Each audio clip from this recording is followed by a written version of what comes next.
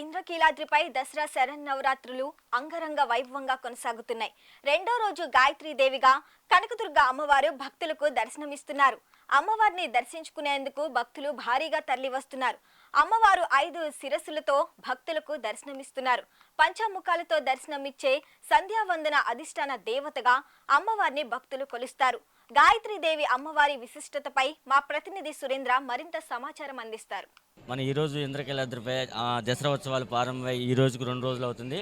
అంగరంగ వైభవంగా ఇంద్రకీలాద్రిపై దసరా ఉత్సవాలు ప్రారంభమైన జనాలు అమ్మవారిని దర్శించుకోవడానికి వేలాది మందిగా తరలి వస్తున్నారు. సార్ చెప్పండి, ఈరోజు అమ్మవారు శ్రీ గాయత్రీదేవి అలంకరణ ఏ విధంగా ఉంటుంది, ఏంటి అమ్మవారి విశిష్టత ఏంటి? శ్రీమాత్రే నమః.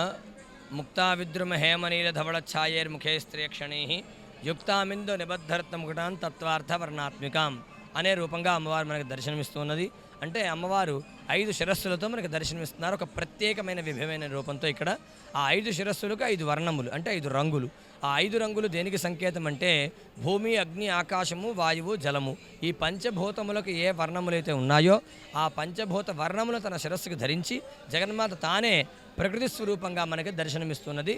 జగన్మాత గాయత్రీదేవి, ప్రాణశక్తి గాయత్రీదేవి. కాబట్టి గయాంత్రాయతేతి గాయత్రి అన్నారు. ప్రాణశక్తి గాయత్రీదేవి. ఆ గాయత్రీదేవి ఉపాసన కోసమే మనం 3 పూటలో కూడా 3 సంధ్యల్లో కూడా ఉపాసించే స్వరూపం ఆ ప్రాణశక్తిని పొందడం కోసం గాయత్రీదేవి. కాబట్టి అటువంటి గాయత్రీదేవిని మనం ఉపాసించడం చేత మనం ప్రాణశక్తిని పొందుతాం.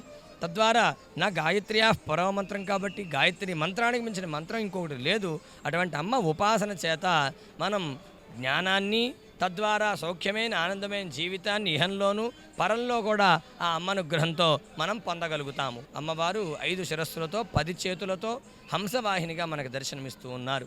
ఆ 5 శిరస్సులకి 3 నేత్రములు, అలాగే 10 చేతులతో అమ్మవారు హంసవాహినిగా నిజమైనటువంటి ఆ గాయత్రి అనుగ్రహాన్ని ఏ భక్తులైతే కాంక్షిస్తూ ఉన్నారో వారు చేసే ప్రార్థన, ఉపాసన, ధ్యానమే ఆ గాయత్రి స్వరూపం.